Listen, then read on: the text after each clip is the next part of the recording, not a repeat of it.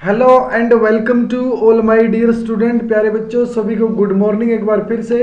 प्यारे बच्चों, आज का जो हमारा टॉपिक होगा क्या होगा भाई, इलेक्ट्रोस्टैटिक का इलेक्ट्रोस्टैटिक पोटेंशियल, वो भी किसके अंदर, इलेक्ट्रिक डायपोल के अंदर। किसके अंदर, इलेक्ट्रिक डायपोल के अंदर। प्यारे बच्चों, हमने डायपोल के बारे में पढ़ा था लास्ट टाइम में, मतलब हमने पढ़ चुके हैं इसके बारे में, और वहाँ पर इलेक्ट्रिक फील्ड वगैरह भी देख चुके हैं भाई। इलेक्ट्रिक डायपोल क्या होता है ये हम पढ़ चुके हैं। जो आपका इलेक्ट्रिक डायपोल, क्या भाई, इलेक्ट्रिक डायपोल नाम से ही पता चल रहा है। इलेक्ट्रिक डायपोल मतलब आपकी जो मतलब दो चार्जेस रहेंगे माइनस क्यू और प्लस क्यू। दो चार्जेस रहेंगे माइनस क्यू और प्लस क्यू। अगर वो डिस्टेंस, अगर आप 2a भी ले सकते हो यहाँ पर, या अगर आप कहोगे भाई a डिस्टेंस से सेपरेटेड है, तो जो डायपोल मोमेंट होती थी वो क्या हो जाती भाई, a इंटू आइदर चार्जेज। ए जो आपकी डिस्टेंस थी और आइदर चार्जेज, आपका कोई भी एक चार्ज आप ले सकते हो, ये आपका क्या होता था, डायपोल मोमेंट पी बोलते थे हम। इतना सब कुछ हमें जान चुके थे, फिर इसकी वजह से हम इलेक्ट्रिक फील्ड भी निकाल रहे थे।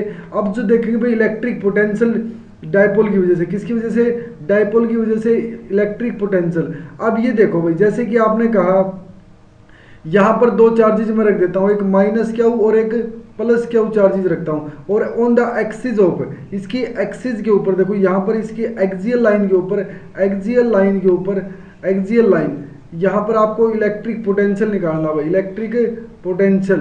अब आप बताओ, इलेक्ट्रिक जो पोटेंशियल आप निकाल रहे हो कहाँ पर, एक्सियल लाइन के ऊपर इलेक्ट्रिक पोटेंशियल। इलेक्ट्रिक पोटेंशियल आप निकाल रहे हो भाई, एक्सियल लाइन के ऊपर आप इलेक्ट्रिक पोटेंशियल निकालोगे, तो कैसे निकाल पाओगे ये आप देखो भाई। सबसे मेन जो इंपॉर्टेंट पॉइंट है ना भाई, सबसे मेन इंपॉर्टेंट पॉइंट क्या है, जैसे कि आपने यहाँ पर ए डिस्टेंस लिया भाई, क्या लिया, ए डिस्टेंस।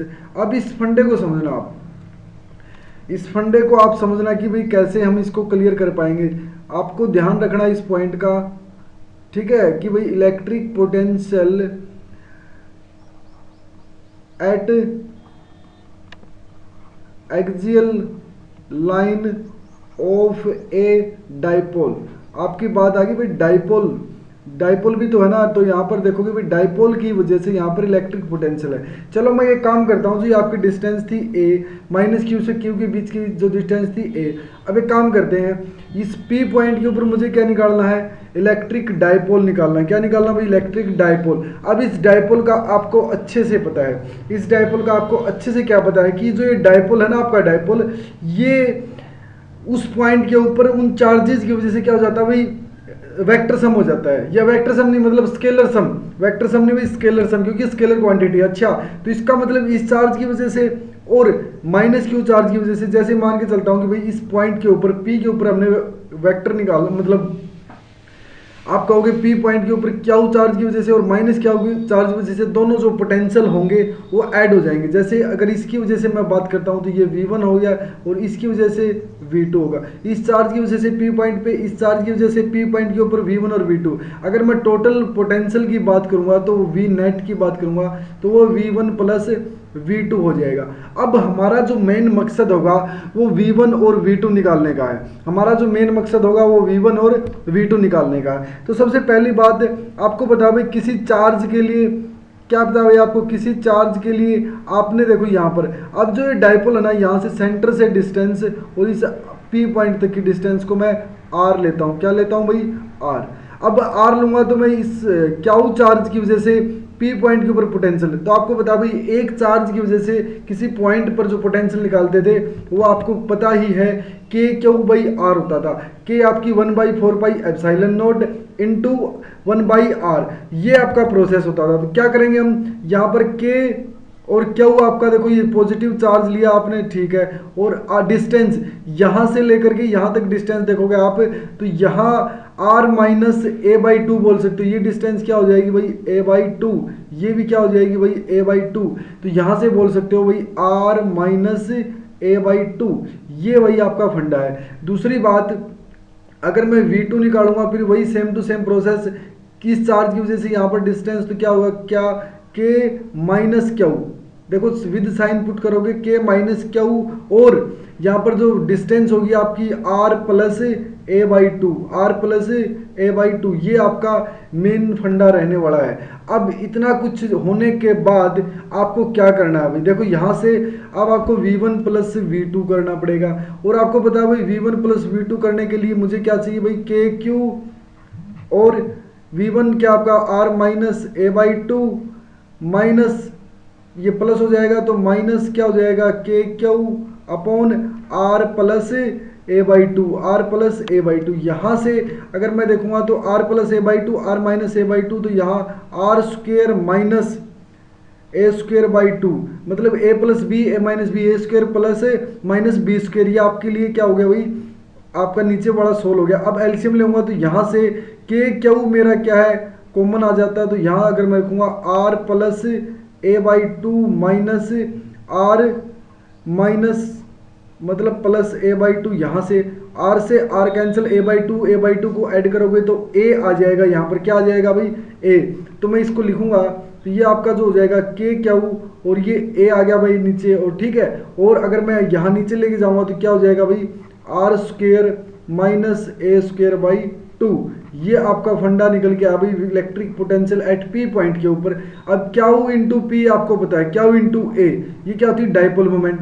तो यहाँ से आप बोलोगे जो के इंटू पी क्या हो जाएगी भाई के into P R square minus A square by two, ये वैल्यू आपकी निकल के आ जाती है। अगर इसी को थोड़ा और सोचें इसके बारे में भाई, जो आपकी जो डिस्टेंस देखो पी आपको पता क्या है डाइपोल मोमेंट है, डाइपोल मोमेंट और आर दे देगा। अब कहेगा कि ये जो मेरा ए है ना, जो आपका ए है या ए बाई टू है वो very very less than r है, तो यहाँ से आप इसको जीरो के अप्रोक्सीमेट रख सकते हो। तो यहाँ पर जो पोटेंशियल एट वी है सिंपली हम लिख सकते हैं k into P by are square. ये आप वैल्यू अगर नॉर्मली ये केस बन जाएगा आपका। ऐसे भी आप लिख सकते हो अगर A by two is very very less than R, तो then you have to write now this electric potential at point P is K P by are square. ये आपका जो वैल्यू होगी। अब जो होगा ये तो हमारा एक्सियल लाइन की वजह से।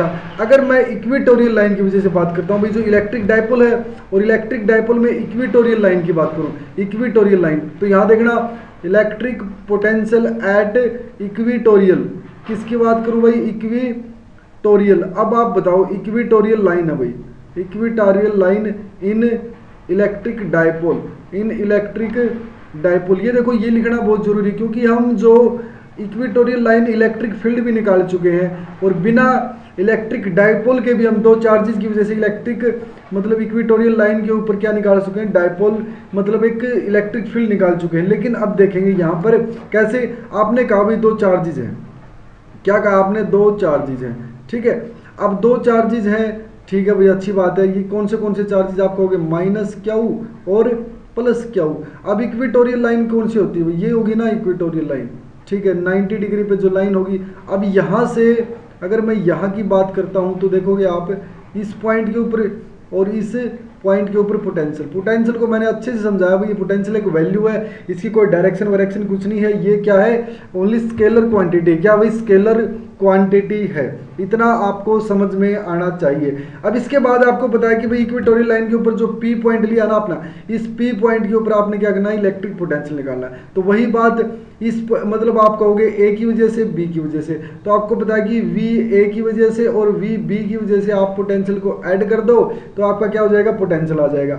अब वी ए निकालूंगा मैं, अगर आप वी ए निकाल रहे हो तो इसके बीच में डिस्टेंस को पता होना चाहिए। अगर मैं यहाँ पर ये ए ले लेता हूँ, ये ए ले लेता हूँ, तो ये मैं आर ले लेता हूँ, तो आप देखोगे ये क्या हो जाएगी भाई root r square plus a square. Similarly ये भी क्या हो जाएगी भाई रूट आर स्क्वेयर प्लस एक 90 डिग्री का एंगल बन रहा है तो ट्रायंगल लॉ बन जाएगा ना, ट्रायंगल क्या हो जाएगा पाइथागोरस प्रमेय लग जाएगी भाई इसके अंदर। तो यहाँ से अगर मैं पोटेंशियल के क्यू बाई आर, देखो के है आपका चार्ज क्यू है और आर स्क्वेयर देखोगे तो ये क्या हो जाएगी root over r square plus a square. ये वैल्यू आपकी निकल के आई है, ये वैल्यू आपकी निकल के आई। दूसरी बात अगर मैं वी बी की निकालना चाहूँ, किसकी वी बी की।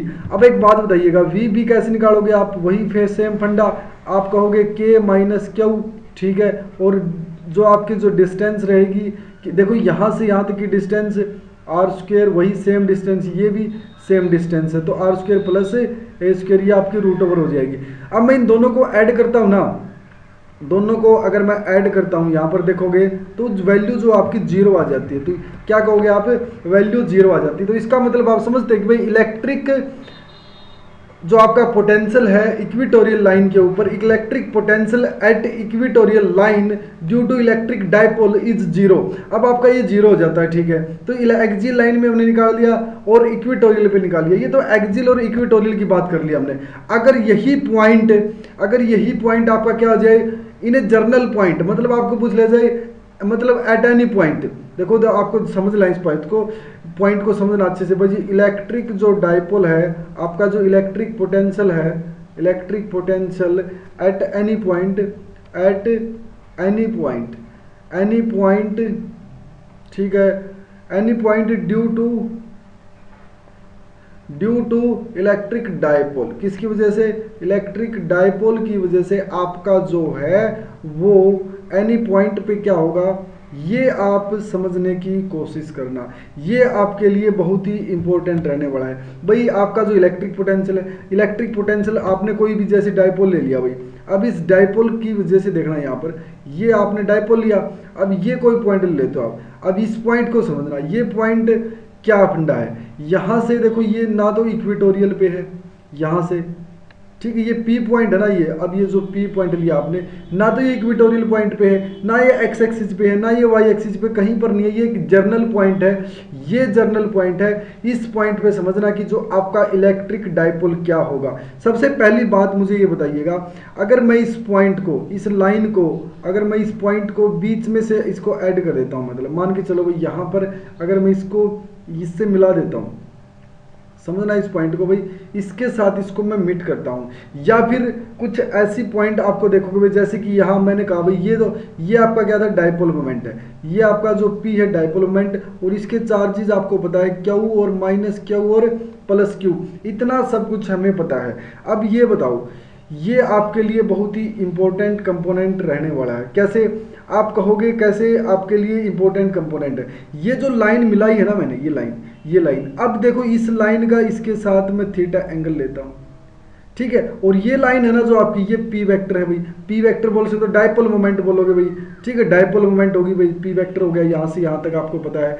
अब जो ये पी वेक्टर है थीटा एंगल बनाता है इस पॉइंट के साथ, बस इतना आपको ध्यान में रखना है, इतना आपको ध्यान में रखना है। इस पी पॉइंट के साथ, इस पी पॉइंट के साथ आपको क्या करना है, थीटा एंगल बनाता है कौन, ये देखो। अब ये देखो, ये मैं पी पॉइंट, मैं इसको ए पॉइंट लेता हूँ ताकि हमें कंफ्यूजन ना हो, क्योंकि पी हमारी यहाँ पर क्या है, डाइपोल मोमेंट है, क्या है भाई, डाइपोल मोमेंट है।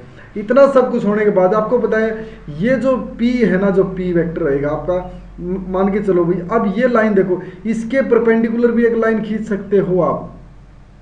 अगर जैसे ही आप इसके परपेंडिकुलर लाइन खींचोगे तो आपको कुछ आइडिया हो जाएगा, आपको कुछ आइडिया हो जाएगा, आप कहोगे ये क्या है। आप देखो, अगर ये 90 डिग्री हो गए तो 90 डिग्री हो गए तो इस P को आप ब्रेक कर सकते हो, इस P को आप किस में ब्रेक कर सकते हो, ये आपके लिए इंपॉर्टेंट। तो आप कहोगे मैं इसको P कोस थीटा में ब्रेक कर सकता हूँ, और इसको मैं P साइन थीटा में ब्रेक कर सकता हूँ भाई, P साइन थीटा में ब्रेक कर सकता हूँ। ये मेरे लिए क्या हो जाएगा भाई, ऐसे आपको देखोगे तो इन बिटवीन से आप पूरी लाइन निकाल के देखोगे तो P sine theta, P cos theta पे आपको ब्रेक कर सकते हो इसको।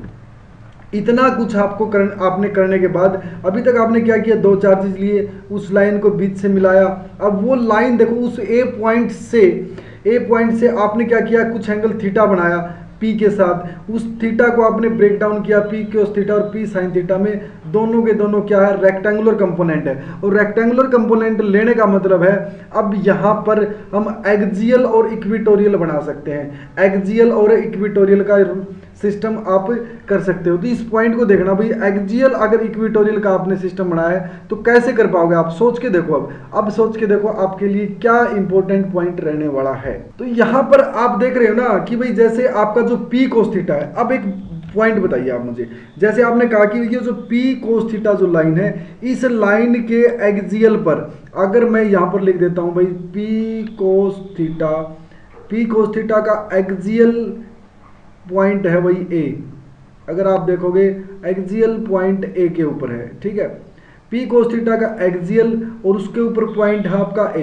तो यहाँ से एक पॉइंट आपके लिए निकलेगा। लेकिन दूसरी बात ये भी है, देखो P साइन थीटा के लिए वही लाइन क्या है भाई, इक्विटोरियल है भाई, क्या है भाई, इक्विटोरियल है एट ए पॉइंट ए। अच्छा, तो यहाँ देखो मैंने इसीलिए इसको रेक्टेंगुलर कंपोनेंट में ब्रेक किया था, इसीलिए इसको रेक्टेंगुलर कंपोनेंट में ब्रेक किया था। अब अगर आपको पता है कि P cos थीटा है, P cos थीटा लाइन है, ठीक है।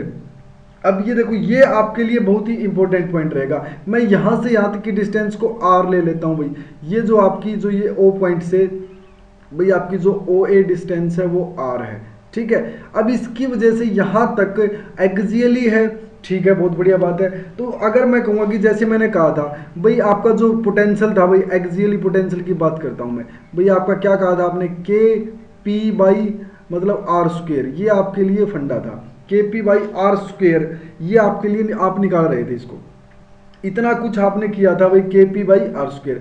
अब जो P क्या था, डाइपोल मोमेंट। अब आपको पता कि यही डाइपोल मोमेंट एक्सियली है, ठीक है, बहुत बढ़िया। और इसी डाइपोल मोमेंट ये कितनी दूर पॉइंट था, क्यू चार्ज था भाई, क्या था, क्यू चार्ज था, ओके। इसीलिए यही समझते हैं भाई, अगर मैं डाइपोल मोमेंट पोटेंशियल निकालना चाहता हूँ ए पे, किसकी वजह से भाई, आप देखोगे एक्चुअली P cos थीटा की वजह से, तो आप कहोगे K into P cos theta upon R है डिस्टेंस तो R²। एक तो ये आ गया भाई VA।